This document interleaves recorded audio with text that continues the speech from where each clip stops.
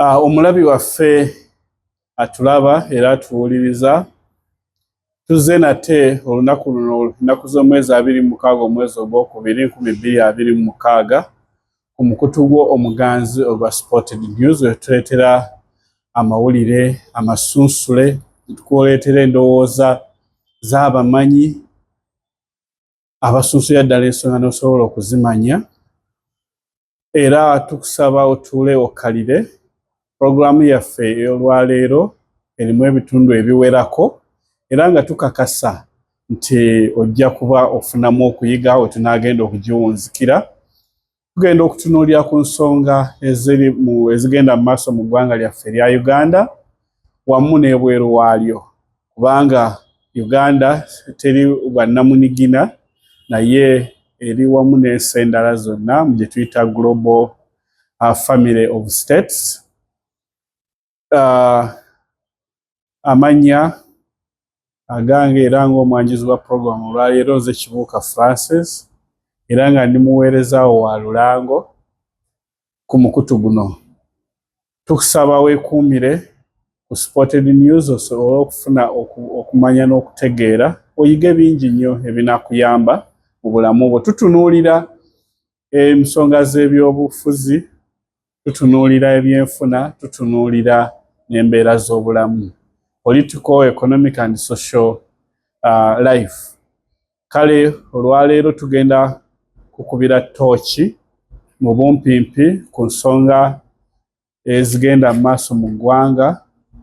Tulina ensonga ezikutte abantu mu mabiro nga ez'omukulu Nsibambi Yusufu gye buvuddeko eyasala eddiiro n'ava mu kibiina kya FDC n'agenda mu NRM.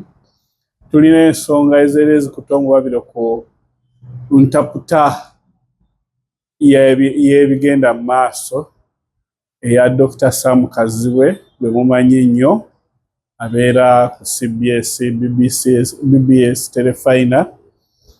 Tulina ensonga z'abayaga e Mexico ne gavumenti yaabwe n'Amerika nazo tugenda kuzitunuulira. Nendala tujja kuba tuziyitamu ng'era moderator affe wanaaba ayogera okutulungamya. Nsaba ntandike programu yaffe n'ensonga z'omukulu Nsibambi era nsaba kye tukuwa wano okiwulize kigenda kukuyamba nnyo. Omukulu Nsibambi Yusufu omusajja munnamateeka era omusajja yasomesa e Makerere atugamba yasomesezaayo emyaka 25 era nga akikkaatiriza nti y'omu ku baali basinga okusomesa obulungi amateeka, nga bamu ku bayizi be tulaba Honorable Nalukoola. So bamukulumbidde kansombidde bonna yabasomesa. Weewaawo omwana omusomesa tasigala mu ndowooza yo buli kaseera naye atandika ate okugaziya obwongo. Osobola kumusomesa bino ate ye n'afuna endowooza ye endala ne mwawukanyiza endowooza yo tukiraba mu mbeera eno. Omukulu Nsibambi nga bwe tuzze tulaba abantu abalala ab'enjawulo we twalaba omukulu Akena wa UPC mu 2012-13 mu kiseera ekyo, tulaba omukulu Norbert Mao wa DP mu 2022 nga bakola endagaano ne gavumenti eriko ekulirwa omukulu General Yoweri Kaguta Museveni okukolagana nayo. Omukulu Nsibambi era naye kye yakoze weewaawo ebintu bingi azabyeyogerera ebisooka ndowooza byali byankukutu kubanga tewali yamanya ng'agenda naye yazaabyogera nti tuzze tusisinkana omukulembeze ku enfunda ez'enjawulo era nga tuzze twagala olaba nti wabaawo emirembe, wabaawo enkyukakyuka mu bukulembeze y'emirembe, tusobola okukolagana ffenna. Omusajja si mubi n'abantu be nga bwe tulowooza nga tuli bweru, tuzze okulwanirira abaana abasibe ab'ekibiina ekya NUP abali mu makomera, si bakubanze nga Nsibambi Yusufu NUP eyo teyalibaddewo n'ebintu ebifaanana nga bwe bityo. Muzze mubiwulire era mulabye ng'abyogera ku mikutu egy'enjawulo. Omukulu Nsibambi ffe nga ku Spotted News naffe tuwa endowooza yaffe ku bibye omukulu Nsibambi yenga eyagenda okutta omukago n'NRM era n'asobola okugiyingira, kitulaze nti yakikola n'abo be yasobola okukkaanyisa ekirowoozo kye.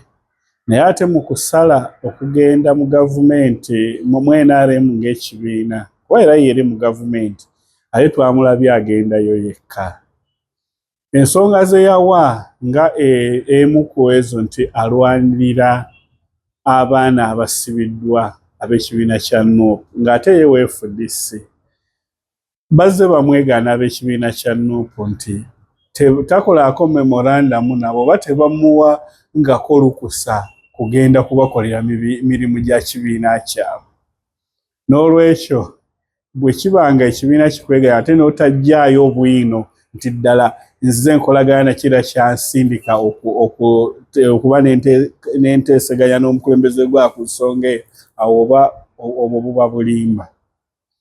Ekirala, ekibiina kya NUP kitaba kuba ye tekyali baddewo. Bangi bazze babyogera, mukulu Walter Mulubega Mukaaku, omukulu Mabikke, aba DF nabo baakyogera. Naye bano bonna abazze boogera era ng'omukulu Nsibambi tebannaba kuvaayo kulaga bwino ali mu buwandiike, kubanga bino ebibiina bya bufuzi ebirwana okutwala obuyinza. Tewali yavuddeyo kulaga bwino nti ddala kituufu ffe twamwesiga okutukolerako emirimu gino tekiriiwo. N'olwekyo bw'ekibanga tosobola kujjayo bwino nga ne bali tebasobola kulaga bwino nti ddala lw'enkolagana, era obwo buba bufuuse bulimba. Omukulu Nsibambi oluvannyuma lw'okuwangulwa mu kalulu k'Amawokota South, ndowooza ekyamuyisa bubi era bawulira ayogera n'ebyajja akola okutema emiti gy'amasannyalaze, kubagirako bantu masannyalaze, kuggalawo ttooyi za Jaliya City, byonna ebyo biraga nti nno yafuna ennyiike era yayisibwa bubi nga kalulu bakamukubye mu kitundu ekyo. Weewaawo akyaweereza nga MP w'ekitundu paka mu meeyo oba paka Parliament eddako bw'enaatandika paka ekisanja kye bwe kinaggwako, naye endaba y'ebintu eraga nti abantu ab'enjawulo abazze balaga bawa response ku ebyo by'azze ayogera, bazze bakontana nnyo naye nti yeeyagaliza ebibye ng'omuntu oba n'ako akabondo ke yakwatagana nako ate n'ayagala obiteekamu abalala.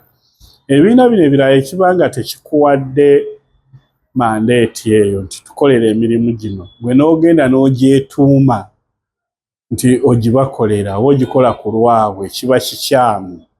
N'olwekyo mukulu Nsibambi topiki ebadde y'amaanyi nnyo mu midiya, ndowooza tusaba eggalibwewo kubanga terina nnyo bweyamba demokulasiya waffe nga Uganda okukula.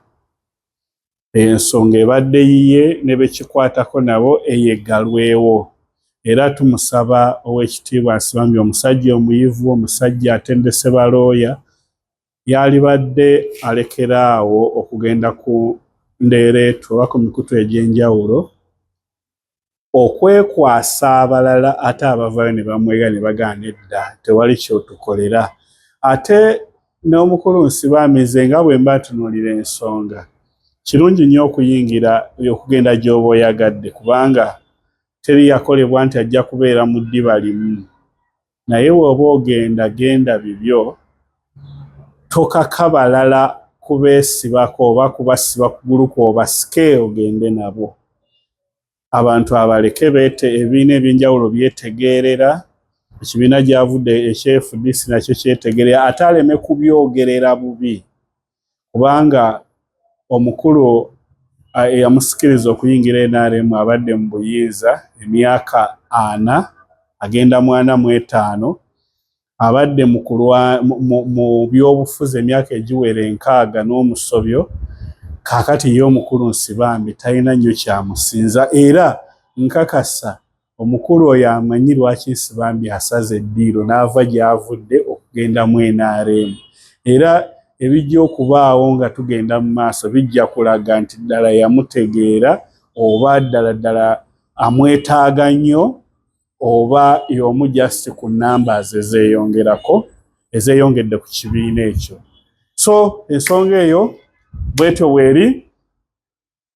So omukulu Yusufu Nsibambi ffe nga aba Spotted News nange ng'omuweereza sikulinaako buzibu kwabadde kusalawo okwo era kwagala kwera kusalawo okwo osobola ate okuzannya ebyobufuzi mu ngeri eyo nga ggwe bw'obyagala.